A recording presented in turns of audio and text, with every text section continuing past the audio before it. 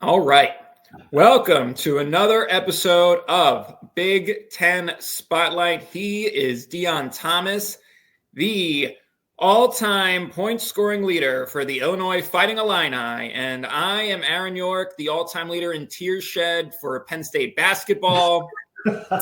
Just one of the, there have been down weeks. There have been weeks without expectations, but I had a miserable week of Penn State basketball. Not only and we're going to just get this out of the way. We'll talk about the good teams in a little bit and very soon. But not only did they lose to Bucknell, who's below the top 300 in KenPom in a very disappointing game, then they had a chance to go 1-0 in Big Ten play at Maryland, and it was just a parade to the foul line. It was just an ugly basketball game. It was just miserable to watch, and then it got into overtime because of a foul. Maryland fouled Ace Baldwin Jr. on an inbounds play, and it was just a parade to the foul line for Julian Reese. Just nothing Penn State could do. 23 offensive rebounds for Maryland. Penn State could not get a rebound in this game. And they still had a chance to win, and they could not get it done because all our forwards fouled out. All right, that gets out of the way. So, all right, you're Illini. I had a great week, Deon. That's what I'm gonna say. Double A. Let's clear up the tears now. We're done. You know, the rant has finished, but you're right. We're going from one end of the spectrum to the other end. Illinois had a great weekend. Of course, first starting off going into Rutgers. Anytime you're playing in what we call affectionately the rack, and for those that are listening, understand why they have that name. If you don't understand it, is a torturous place to play. Way back with Rutgers women, Rutgers men, if you went in there, you was almost counting an L. And Illinois, for example, has not done well playing on the road there, especially in this Brad Underwood era. But they have won 2 in a row playing against, in the rack. But that has been some hard sledding. But they went in there, man, and I covered that game that night, and they literally dominated that game from the tip. You know, one of the things that was the question for Illinois last year was really, and I know people are like, last year, Deon, why are you talking about last year? You will understand here in a second. One of the things last year was people questioned the leadership, including myself. Who's going to step up, take over as the leader? And I think they suffered because they didn't have that clear cut person to take charge, sometimes to chew people's out, and other times to pat them on the back and give them a hug. And my co-host Brian Barnhart's interview with Terrence Shannon Jr., and he was talking to Terrence about, hey, what does this week look like? You're here on the East Coast. You're going to play this Rutgers game tonight. You're going to go to New York tomorrow. What does this look like? How is it exciting? And Terrence's very simple answer was, this is a work weekend. We come in here for 2 wins. That shows a growth in leadership from this young man, and that's the way they came out of the gate against Rutgers that night. And they completely dominated. Rutgers scored the first 2 points, and then Illinois went on a 14-2 run after that and did not look back. The closest Rutgers got was at the halftime. I believe it was a 5-point game, and then Illinois quickly blew that one back open to almost a 20-point game, and then they finished where they finished. But it was a very dominating game from beginning to end for Illinois, and it was a great game. But that was a great game. Anytime you can go 1-0 in the Big Ten and you can win on the road, it's great. But Tuesday night, whoa, that was the one that, I have to say, Aaron, I put on my calendar, and I put it on there because you're playing a Florida Atlantic team that have just come off of a Final Four run. You're bringing all of those players back, no, with the exception of one. I'm sorry, they had 13 of their 14 players back from last year's team. So this is a very good team from top to bottom. Other than watching them play in the Final Four, had not seen them much except for a couple of games this year in which one of them they lost. But this team, I expected them to come out and fight the way they did, and they did. That might be one of the best college basketball games I have seen in a very long time. You know, it was back and forth. It was like two heavyweights slugging in the ring, man. It was exciting. Did you get a chance to see it? Yeah, I did catch a good part of that Illinois Florida Atlantic game, as we had three really good games on Tuesday. Yeah. And like you said, Terrence Shannon, he backed up that talk with his actions. He scored. I mean, he was part of one of the most impressive two-man performances I've seen in college basketball, with him scoring 33 points. Marcus Damask scored 33 points. This was Tuesday night at Madison Square Garden against FAU. I think they combined to shoot about 70% from the field.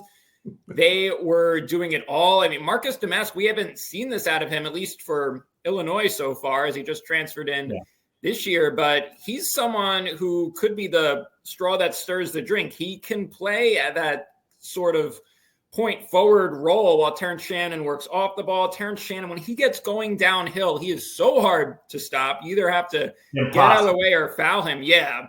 And we saw him doing a lot of that against FAU. And they were both career high performances, Terrence Shannon Jr. and Marcus Damask. And for the FAU side, Vlad Golden, the only way to stop him is to get him in foul trouble. And Illinois was able to accomplish that. He scored 23 points on 10 and 15 shooting in just 19 minutes. So if he was able to stick around, he might have even been able to overcome those two amazing scoring performances for Illinois. But that's a big part of the game for big men. Got to stay out of foul trouble. Illinois got him in foul trouble. Terrence Shannon Jr., the way he gets the basket, a big part of that. And just a huge week for Illinois. Big win on the road, and then the win at the Garden against Florida Atlantic team we all expect to be making noise in the NCAA tournament again. Oh, they will for sure. But you went on to mention Marcus Damask. I actually call him the doctor. Of course, MD, you know, that's a dad joke. I kind of call him the doctor. But, you know, he was in his play in that game and extremely surgical. I mean, once he realized and recognized that he had any of the smaller guards from FAU on him, whether it was off the inbound or whatever, really dove them down into the post where he's extremely good, has a great jump hook, turnaround jump shot going over both shoulders. And I mean, and this is a 6'5", 6'6" guard. And I mean, and he went down and he just did his thing, and it was all under control, which was even more important. But you talk about this game. I mean, anytime you go, your team shoots 63%, I believe it was, you expect this to be a blowout.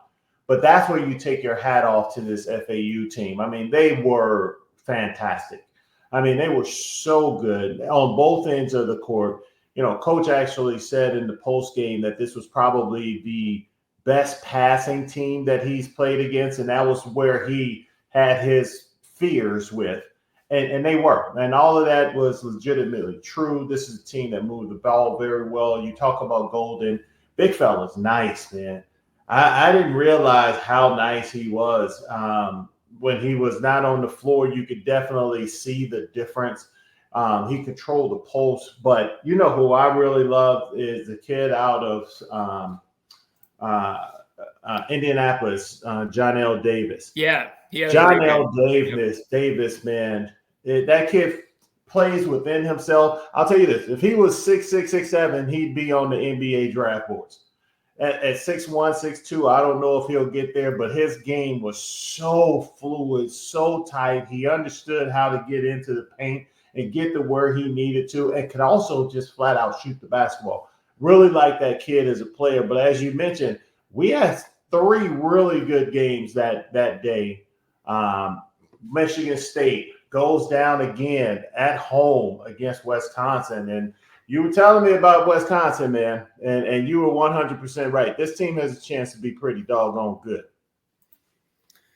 Wisconsin. Now, two of those games ended up being on Peacock. So I don't know. We talked last week about how Big Ten fans need to adjust to all these games being on Peacock. And Tuesday night was a good example of why that adjustment needs to be made, because there were two really important games there. The first, like you said, Wisconsin They go into East Lansing and come out with a 70-57 win. They won they led the whole way, and they also led the whole way on Saturday against Marquette. And now we're thinking they win at home against Marquette, who's one of the best teams in the country. Then they go and they beat Michigan State in the Breslin Center, which is a notoriously tough place to play. Yeah, Wisconsin might be, they might be a team that can win this whole conference, as we didn't even get to Purdue. Obviously, Purdue suffered a loss already, so Wisconsin has the jump on them in the standings. And what is different about this Wisconsin team from last year? They have a lot of talented guys back that have added experience, as we saw Stephen Crowell. Now he's a great shooter. He went 4 for 4 from three-point range. He put the Badgers up early. They got out to a 9-2 start. I think Crowell hit 2 3-pointers early. They go up 9-2, and then they did not trail. So that was a huge part of the game. And then AJ Storr, the transfer from St. John's, he has been a volume shooter. He has not been the most efficient shooter, but this game against Michigan State, he was very efficient. 8 of 11 from the field and 4 of 6 from three-point range. He was a huge part of the Badgers' victory. And then another newcomer, John Blackwell, a freshman, 10 points off the bench. He's another guy who can get to the basket and help draw the defense away from Wisconsin shooters. So they look really good. They look really balanced. As usual, they do not foul a lot. They make the opposing offense earn all of the points. And I love what I'm seeing from the Wisconsin team. How can you not, with these 2 huge victories they got this week? Well, we call that Badger ball. That's one of those things that they are not going to do is hurt themselves. They're going to make you beat them. And right now, Michigan State is struggling. They cannot shoot the basketball. You know, I don't understand what's going on and what's with the mixture up there right now in East Lansing. I expect them to get a lot better. Tyson Walker has been playing well. AJ Hoggard has been playing well. But no one else is really stepping up and playing well. So they're really going to have to find someone to get the ship turned in the right direction. They got a Hall of Fame coach sitting on their sideline. I'm sure they'll figure it out. But as you mentioned, this is not about Michigan State. This is about Wisconsin. Wisconsin has 2 huge wins. I mean, that one over Marquette because of Illinois. I know how good Marquette is. I watched them come out of Champaign with a win with my own eyes. That's a good team. And then for them to come into the Breslin Center, into the Kohl Center and get walked up and down the floor by Wisconsin is definitely says something about this team. Very good defensive team. Wisconsin's offense will give most teams trouble because it's so low possession. So if you make mistakes, then they're going to really make you pay for it. But you talked about the differences in this team. AJ Storr, man, gives them a bona fide scorer. You know, they hadn't really had that. You know, you talk about him being a volume shooter. That's because he's a scorer. This time he was on knocking down threes. And anytime he's able to do that, that's going to cause a problem. But what I love is, Chucky Hepburn didn't have a whole lot of points that game. Had 5 points, 5 rebounds, but 8 assists. And that's where he is so dangerous because he can hurt you in so many different ways. And if he's doing his thing and getting the ball to Crowell and Storr, and let's not forget Taylor Wall, let's not forget Wall, who has also been one of their main players over the past few years, then he's going to continue. This team can win the Big Ten. I don't put them on the level just yet of an Illinois or a Purdue. But they're in that next group of teams, and they're probably at that smidge behind them. But this team is really doggone good. And in the Big Ten, you're only 1 basket away from winning the league or losing the league. So I definitely expect Wisconsin to be there. Bucky Badger ain't ever too far away, man, as they go on through the league. But, we move on to another team that has been a little confounding to both of us. I didn't expect Michigan to be great, but they have talent on that team. And the team that we expected to be good is good. That Indiana team has a chance to be special. And it starts with their interior play. I mean, they're 2 bigs on the inside, man. I don't know what you say about them, but they got a chance to be really doggone good. They're long, they're athletic, they block, they block the ball well. So You've seen him just like I have. What's your thoughts? Yeah, I really like this Indiana front court with Khalil Ware and then Malik Reinu, and then the freshman from New Jersey is starting to get into the act as well, Mabako. So, I'm going to have to learn that name because he's going to be a force in this conference. Yeah, he is. Mabako, he has starting to become a double-figure scorer for them after getting off to a slow start in this freshman year. And also notable for the Indiana Hoosiers, they went into Michigan and got a big 78-75 when they were playing without Xavier Johnson, their point guard, because he was out with I believe it was a foot injury. Yeah, foot injury for Xavier Johnson. And Indiana got great production from their bench. They got a combined 28 points from Caleb Banks, Peyton Sparks, Anthony Walker, and CJ Gunn. That helped fill in the gaps. As Gabe Cupps, the freshman who is filling in at point guard for Xavier Johnson, not much of a scorer yet, but they expect him to do great things in the future. So the bench really carried the day for them. And I just want to talk about Michigan. They also had a really tough loss at Oregon on Saturday where they go into overtime and they lose on a last-second jumper by the Ducks. And Doug McDaniel, he went off in that Oregon game. I think he went 7 for 12 from three-point range. And they were just lighting it up from beyond the arc, but it just wasn't enough. Yeah, McDaniel scored 33 points, career high for him, 7 of 12 on threes. And in that game, Olivier Nkamhoua struggled. And that was part of the reason why they just couldn't get it done against Oregon. And then in the game against Indiana, they have a great game from Nkamhoua. He is just looking like a monster in the mid-range. And he scored 18 points on 8 for 16 shooting. But Doug McDaniel goes cold, only 3 or 4 from 14 from the field. Still scored 13 points because he knows how to get to the line. So that shows you what a good scorer he's going to be. And Michigan also got this guy's going to could be a 6th man of the year candidate, Will Cheddar. It is not spelled like the cheese, but it sounds like the cheese. So that's an easy name to remember. Will Cheddar off the bench for Michigan, 17 points on just 6 of 7 shooting. But Michigan falls short again, and they just need McDaniel and Nkamhoua to play well during the same game, and I think they have some potential, especially with Cheddar being a force off the bench. I'm still sticking with this Michigan team as a tournament team, as a team that can be an NCAA tournament team, but they need to get these two stars playing well at the same time. Well, and that's always the tough part. When you have so many new pieces, young players, everybody trying to come together, you're still trying to figure out, okay, who are we as a team? And I think that's where Michigan is right now. They're just trying to figure out who they are. And once they're able to get that on board, then everything else seems to fall behind that. But you talked about Cheddar. Cheddar has a chance to be a pretty doggone good player. It's a great outing for him this last game. And we'll see. It's just Michigan really trying to figure out and find who their go-to guys are on a consistent night. And that's one of those things that the coaches are still learning. I mean, we're only 8-9 games in.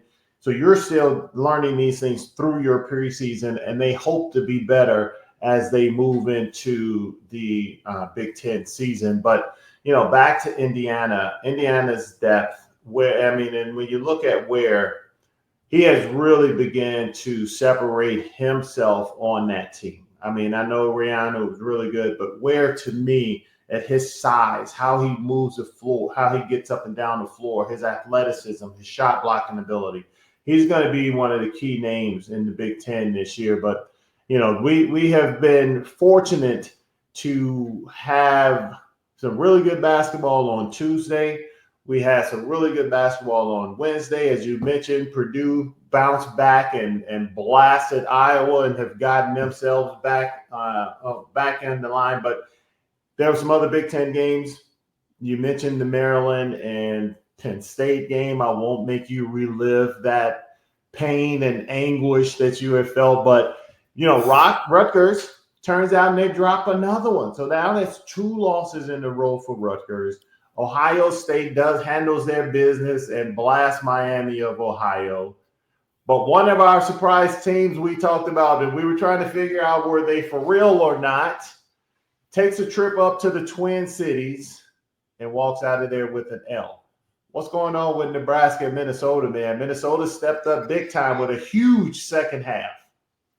Yep, and Nebraska, we said, are they for real? They went 7-0, non-conference, untested, and then they got hit with a big dose of reality. They lost to Creighton on Sunday. They get blown out by a team they're gonna be neck and neck with Marquette for the Big East title. That's gonna be outside the Big Ten. That's gonna be one of the most exciting races to watch is Creighton and Marquette in that Big East. So okay, Nebraska, they were untested. They lose this tough game to a really good team, but then super disappointing just last night against Minnesota.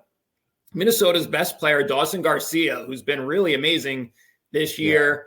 He can do a little bit of everything for them. He goes down with an ankle injury just a few minutes into the game. Nebraska leads 39-24 at the end of the first half, and then Minnesota just blows them out without Garcia in the second half, 52-26 in the second half. And Keisei Tominaga, he was someone that really struggled for Nebraska in the game. Only 4 points and 0 for 5 shooting. And then here, the pair of forwards that we talked about before, Josiah Alec, Ryan Kamask, both transfer players who made a big impact. They looked really good in non-conference, but against Creighton and against Minnesota, they have looked like they need to make an adjustment to Big Ten play in this game in Minneapolis. Alec and Ryan Kamask only combined for 7 points on 3 for 9 shooting. They also struggled against Creighton. So now that they're facing these Power 5 big men, it's starting to look like they have a lot of work to do. And then Minnesota, to overcoming that injury to Dawson Garcia, really, really impressive. Joshua Ola Joseph, 15 points on 6 of 8 shooting. They get Farrell Payne, 12 points from him off the bench. So I don't expect a ton from this Minnesota team, although hopefully they get Garcia back for the next game. He did try to come back in the second half, so that's a sign that it's not a terrible injury. But we'll see it. We'll see if they can make some more noise. They had lost to Ohio State pretty handily in their first Big Ten game, but they got a big W. So I'll give it to them, and we'll see what they can do going forward. No, and you have to. I mean, what happened in that first half? I mean, Nebraska was really taking advantage of them on the defensive end. And I don't know what Coach said. I always like to say I'd love to be the fly on the wall when guys come out and they burn it up like they did. And it really started, in my opinion, on the defensive end. They started doing a better job defending. You know, they really came out and did a great job defending the 3-point line against Nebraska. Nebraska only made 5 3-point shots, when that shot under 30%, but that's one of the things that Minnesota is going to have to do. And they do a really good job of sharing the basketball. That 25 made baskets, they had 18 assists. That's a great percentage and it shows that your team is sharing the basketball. But 10 steals, 7 block shots, started on the defensive end. Like you said, they were down. They were able to get some scoring to go along with that, and they really was able to turn it around. Ola Joseph, as you talked about, had the big night. And Carrington, who, this kid is nice, man. I like him. I think he has a really good all-around game, does a good job of rebounding. And like you said, he got up there and knocked down some free throws. So this team has a chance to be pretty good. I don't know how good. I mean, we talk about tiers in the Big Ten, and I wouldn't have put Minnesota in that second. Maybe they're in the third tier a little bit before, if we do them in quads. But it's going to be interesting to see what they become with so many new faces from different places. Yeah, I don't know. They might still be at the bottom of the league team, to be honest. But yeah, they're a team that they're going to want to prove a lot of people wrong. They're going to want to climb out of it. And I mean, they're a team I look at and I see a team that maybe Penn State can get a win against. Although now after last night, I mean, like they could have won on the road. They were very close to winning on the road. They certainly played better than they did against Bucknell. But now I don't know. They can't get a rebound. How are they going to win the Big Ten? How are you going to win the Big Ten if you can't rebound? 23 you cannot win the Big Ten if you don't rebound. I can't get over 23 So maybe they go back to practice, Aaron, and they'll do some blockout drills. We were big on blockout drills when I was still playing. All right. All right. So let's talk now about Purdue, because we went all last week. We went all in about Purdue, and they won Maui. And I said, are they going to be able to answer questions? Are they going to be able to live up to the hype? And then they did two things. First, on Friday night, they did not live up to the hype. They lost in Evanston for the second straight year. And a lot of that was because this Northwestern team, they're returning some talent from a team that made the tournament last year, and they're looking even better. So this might not even be a terrible loss for Purdue. And then they did have the great turnaround. They come back to Mackey. They might not lose at home this year, and they looked amazing against Iowa. But first, let's talk about the one player I think was an X factor was Lance Jones. We mentioned him before, but his turnaround from the Northwestern game to the Iowa game was really interesting. He went only 2 of 11 from the field, 1 of 7 from 3-point range in this Northwestern loss. So a couple, 1 or 2 more shots made, and that could have turned around that result. And when I saw that, I was thinking maybe Coach Painter should think about Miles Colvin sitting on the bench, and he's proven as a freshman already to show the ability to knock down shots. Maybe he's someone who could use some more minutes. But then against Iowa, Lance Jones comes out and goes 7 of 11 for 17 points, and he's a great defender for them also. And he looks like someone who should still be in the starting lineup. So I think he's going to continue to be an X factor for him. If he's shooting the ball well, they're going to be almost impossible to beat. And if he's shooting the ball poorly, you can have a great performance from Boo Buie and Ty Berry. And Boo Buie, unbelievable. We talked about some great performances today from Terrence Shannon Jr. and Doug McDaniel, but Boo Buie might take the cake. Not only did he score a ton of points in that game, as I go to look up how many points he did score, but he also had 9 assists and 0 turnovers against this Purdue team. And incredible performance. 31 points, 7 of them were in overtime, but then the 9 assists and 0 turnovers. And then Ryan Langborg, the transfer from Princeton, also lit it up from 3 points. They were shooting it really well from beyond the arc. And when you couple that in with a poor shooting night from Lance Jones, and you can't blame Zach Edey for that loss in Northwestern, because he was incredible. He was at his best, 35 points, 14 rebounds, and 3 block shots. So it comes down to role players like Lance Jones, and that is going to make the difference to see if Purdue is a national title contender or if they don't live up to the hype again. All right, stop it, Aaron. Stop it right there. Purdue is a contender. You're gonna have these nights. You're gonna have these nights, and that's one of the things you mentioned. The role players. This is why role players are so important, because normally your big dogs do what they're supposed to do. As you mentioned, Zach Edey came out with 35 and 14. Got to the free throw line 20 times. I mean, he's going to be a constant dominant. Lawyer played well. Smith played well. So those guys that are, I guess, kind of their big three, for lack of a better term, played well. So other guys have to step up and play well. But that's not something you take away from a Purdue. I think Purdue played well. Northwestern just played great. Northwestern has Purdue's number. Like you said, Chris Collins is an amazing coach. Chris Lowry, who was sitting on their bench, who has kind of taken over defensive purposes when he arrived on staff, has turned this team into one of the best defensive teams in the Big Ten. And they have a concept. They have concepts that they're able to, I won't say cause issue for Zach Edey, but they cause issues for Purdue. Because I think they understand not too many people are going to stop Zach Edey. So let's stop and control everyone else around you. And as you mentioned, Lance Jones has been that guy, that other guy. And then he goes 2 for 11. So they've done a great job, and they do an excellent job of contesting at the 3-point line. And that's what Purdue did. And Boo Buie, who seems like he's been in the Big Ten for 20 years, is one of the best guards in the country, man. And you just cannot take your hat off, more to his showing that night. But it's normally not just that night. It's every night. This kid has a knack of putting the ball in the basket, He understands how to play this game. He and Coach Collins are so intertwined and understand and have trust for one another that Chris lets this kid go out there and hoop. And when he's doing that, he's making everyone else around him better. As you mentioned, 9 assists, 0 turnovers. This is why that team goes. But they're also, again, a great defensive team. They limit what other people do. They try to take away what their best is. And in this instance, they made it tough for everyone else. And the big fella, you ain't going to stop him. But if you can make it tough for everybody else, he can't make enough 2-point shots to beat you if you're knocking down threes as well as, getting the other situations, and as far as scoring situations going for you. And that's what they did to him. So you got to take your hat off to Northwestern and not necessarily say, hey, Purdue, are you that dog? Because they are.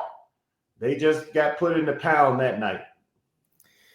Yeah, and you look at what it takes to beat Purdue. It takes 17 turnovers for Purdue compared to just 3 for Northwestern. It takes 50% three-point shooting for Northwestern compared to just 26% from Purdue. Now, Purdue did dominate the offensive rebounding, and Northwestern couldn't stop Zach Edey. But that's just a good example. When Edey is playing well, it takes just a huge discrepancy in turnovers and a huge difference in three-point shooting. And that is for a good team in Northwestern to beat them in overtime. That's what it takes. So I still buy into them as a national title contender, but for them to go out, it just made me upset for them to go out and lose their Big Ten opener when we were pumping gas in their tires so much. So no, they still deserve the gas. They still deserve the air, but this is why you play the sport. Can't win every game. And that Northwest, and like you said earlier, this will turn out not to be a bad loss for Purdue. It'll be a quad 1 loss on the road to a team that will be in the NCAA tournament. I'm talking about the Northwestern Wildcats. All right. We mentioned Rutgers is struggling on the court against Illinois and then Wake Forest last night. Poor performance. They are having trouble putting the ball in the basket. We saw that last year, and they're still having trouble scoring the ball. But off the court, wow. Rutgers has been incredible. They already had a 5-star recruit in Arias Bailey from Georgia. This week, they added point guard Dylan Harper from Don Bosco in New Jersey, 5-star point guard.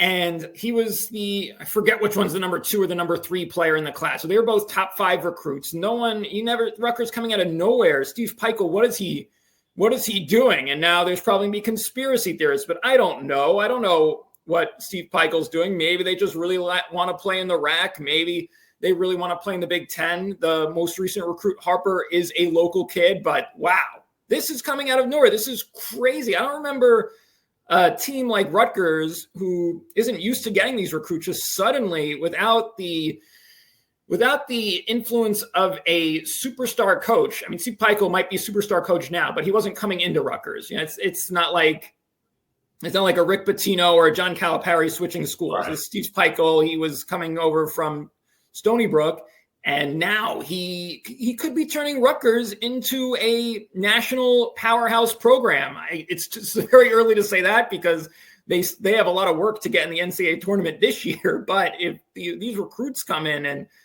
they could, this time next year, we could be talking about them as a major contender. Well, this is a tournament team. You still think they're a tournament team with this year? I do. I believe they are. I think they can do it. They have some work to do after this non-conference. Well, no, of course they do. But if you look at who, their losses to Illinois, they don't have bad losses, horrible losses. Let me say that. So they're also in probably the second best conference, maybe, some people say second best conference in the country. So they're going to have an opportunity to get a bunch of quad 1 wins. So they're in the right place to be able to do it. But you're right. They're going to have to figure out who they are really quickly. And right now, especially after watching them play against Illinois, I think that's where their battle is figuring out who they are and how they want to play. Rutgers and Steve Peichel basketball, they're going to play tough. They're going to play physical. They're going to defend you. And they're normally a better rebounding team than what they showed against Illinois or what they showed in the last game. So I do expect that to pick up, and I expect them to be better from that standpoint. That's why I still think that they have an opportunity to be a tournament team. But let's get back to the two recruits you were just talking about. Coach Pike has always been a good recruiter. I mean, you have to get good players at Stony Brook to go along with your coaching ability. He's a heck of a coach. I don't care who you are. You can be Mike Krzyzewski. You can be Lou Henson. You can be Bobby Knight. If your talent does not match up to your coaching abilities, you do not win. He's won at basically every stop he's been at. I expect him to continue to do that, and that comes with players. As long as you have the right assistant coaches on your staff that are bringing the right players to you, because I was an assistant coach for a bunch of years as well as a head coach, so I understand. The assistant coaches are the first ones that see this talent. Then they follow these kids. Then they put them on the radar of the coaches if the coach doesn't already know about them or have received a phone call about them. So now this is when the relationships start to grow. Maybe Rutgers was the first team to really get into contact and get into bed with those two young men, So now leading up to today, you're like, hey, coach was there from the beginning. So this is who I want to play for. And it's my state team or my city team. Now it makes you even more want to play for him. So I'm glad he was able to get them. But I'll say this. Let's wait and see until the names are on the paper. Yes. You can commit any day, but a lot of these kids, as you know, if North Carolina or someone else comes banging on their door, do they stay with that commitment or do they move on? When the people start throwing NIL opportunities with them, do they continue to follow their heart and stay with the Scarlet Knights, or do they chase the money? There's just so many different things that are going on right now in college sports that it'll be interesting to see come signing day if they are actually still committed to Rutgers. But hey, hats off to Steve Peichel and his staff right now for getting commitments from those two kids, because you're right, that could be big for Rutgers. It could really put them in a position where they begin to climb the ladder. I remember the Illinois team was kind of in the dumps until that guy that's playing for the Bulls right now, Ayo Dosunmu, who was our top player in the state, and then Kofi Coburn both decided to say, hey, you know what, we're going to go back to Illinois. And since then, Illinois has flipped on its head, under this Brad Underwood era where, they've got the most wins in the Big Ten during his tenure out of any of the teams in the 10. So that could turn it around for Rutgers. But we'll see if those kids are still there in the end. Yeah, that's a good point. I was thinking about that when I was watching Rutgers fall behind early to Wake Forest. If this team really struggles this year, are these kids still going to want to come to Rutgers? Especially a couple of the kids in that class are from out of state, at least a couple of them. Mm-hmm. So no real loyalty to the Garden State, at least on the surface. But yeah, we'll see. I thought it was an amazing development being from New Jersey, knowing the history of Rutgers and seeing them get these names. So yeah, we'll see if it sticks. It's going to be really amazing to watch. Do you want to just say what game you're looking forward to as we head into the weekend? We've got one game on Thursday, Iowa visiting Iowa State. Obviously, big rivalry there. And then big slate on Saturday and a smaller slate on Sunday. I think the biggest game, there are two really big games on Saturday. Your Illini visiting really good Tennessee team. Both of these teams have been all over television in November and December. They have both been challenging themselves a lot. And so we've seen a lot of them and really looking forward to seeing them now against each other in Knoxville, another big challenge for Illinois. And then Wisconsin visiting now number one Arizona. Arizona hasn't played the same schedule as some of these other teams. We did see them beat Michigan State. They are number one because Purdue lost and because some other team, Marquette, has a couple losses now. Right. So can they prove themselves against this upstart Wisconsin team that's doing some really impressive things? Arizona's going to be expected to win at home. So this is a great chance for Arizona to prove itself as the legitimate number one team in the country. And then Purdue hosting Alabama up in Toronto. Mm-hmm. Alabama Oh, Alabama had that loss to Ohio State. So I did not catch that game. I just glanced over. That was that huge weekend where there was so much going on. So I'm looking forward to that. Alabama, still a good team, although obviously they lost some talent from last year's title contender. And Rutgers against Seton Hall. It's turning into a must-win for Rutgers after they dropped to Illinois and they dropped to Wake Forest. Now, in-state rivalry up in Newark. They're going to have plenty of fans there to balance out the Seton Hall fans, I expect. So that's going to be exciting. And there's so many good games. Auburn at Indiana. That's another one to look forward to. We'll see if Indiana can keep it going. And yeah, Indiana's now 2-0 in the conference. So now they go back to non-conference. Another chance to build the resume. And then on Sunday, Michigan at Iowa. Both these teams need a win. Iowa just 0-1 after the loss to Purdue in conference. Michigan just lost 2 tough games. They are going to really want to turn it around, but it's going to be a tough assignment on the road, as it always is at Carver Hawkeye Arena. And then Michigan State at Nebraska. Nebraska coming off that brutal loss, but Michigan State probably pretty desperate for a win. So that is going to be a game where the loser is going to feel awful after that clash on Sunday night. Yeah.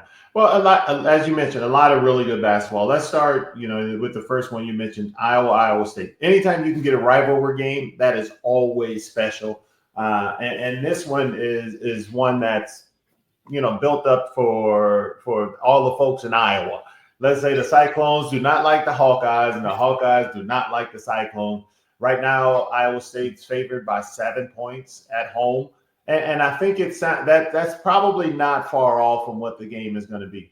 I don't know if Iowa can go in there and win. I mean, Iowa State is really good at home. Iowa's still trying to figure out who they are, I believe, as a team, because they're always a team that outscores you.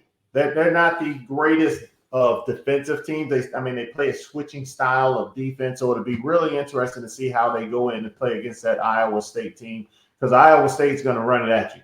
They're going to run it at you. They're going to push it. They play a really up-tempo style of play, but if this team is solid and has been solid for a very long time, and so it'll be interesting to see what they do. I think this Illinois-Tennessee game and the slate of games that you mentioned is probably the biggest one.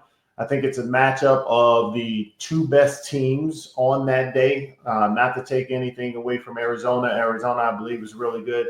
I think they may have too much size for Wisconsin. Now, I could be wrong, of course, but I think they may have too much size for the Badgers. But I think this Illinois team and Tennessee are very similar teams. They get at you on the defensive end. They move the ball well on offense.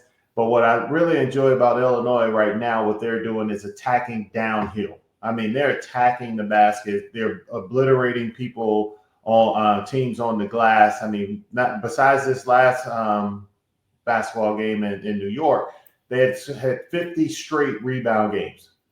50 rebounds. If you can get 50 rebounds in a game, that leaves little for another team to do. It leaves them little second opportunities, and that's one of those areas where Tennessee thrives. They're really good ball movement. They shoot the ball well. They get up and down the court. And this is why I said that's probably why that's the better game for me. I'm fortunate enough I'll be sitting there on the sideline, courtside, while we're watching this and being able to, have a really good look at this Tennessee team up front and close. I do like the Purdue game, what they're going to play up in Toronto.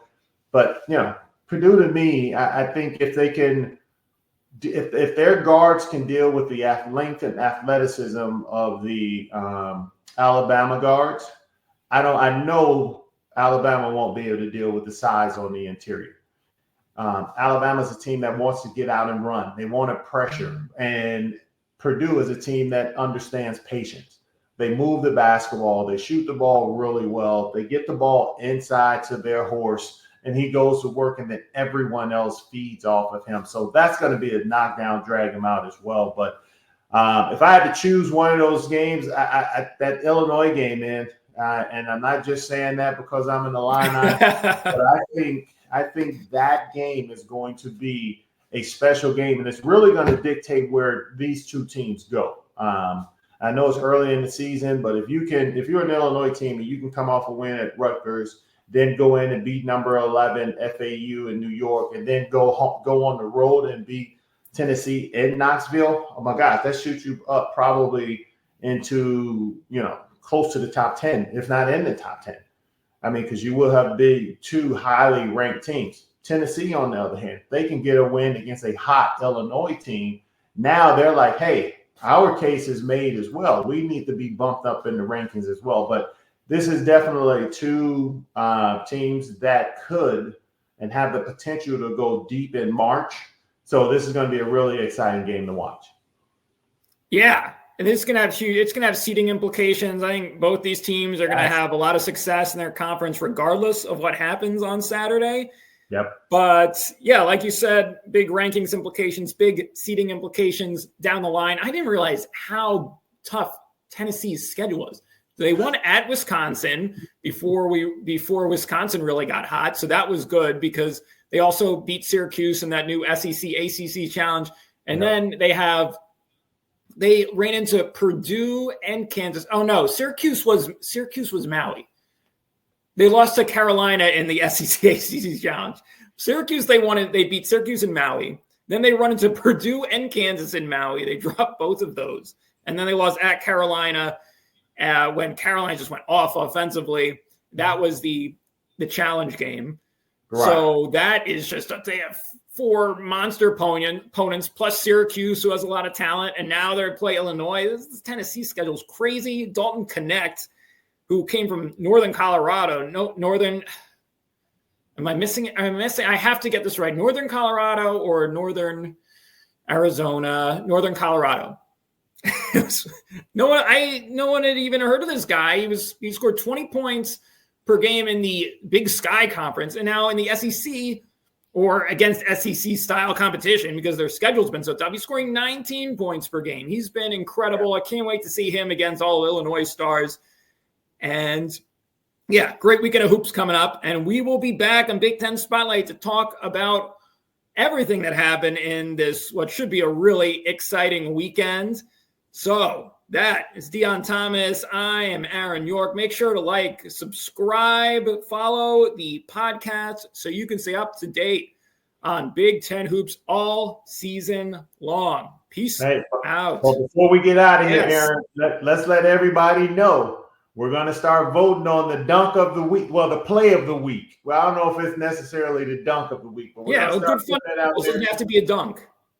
It doesn't have to be a dunk. I mean, but when you're a high flyer like I used to be, you tend to like. You're partial to the dunk, of course. We're all partial for dunks. Everyone loves a dunk. Exactly. Who does not like a good pass behind the back and you finish over top somebody? Come on now, you gotta love it. But no, looking forward to getting that out there and going for everybody. Aaron, thank you, man. This is always a pleasure, brother. All right, and me too. Peace out. Peace.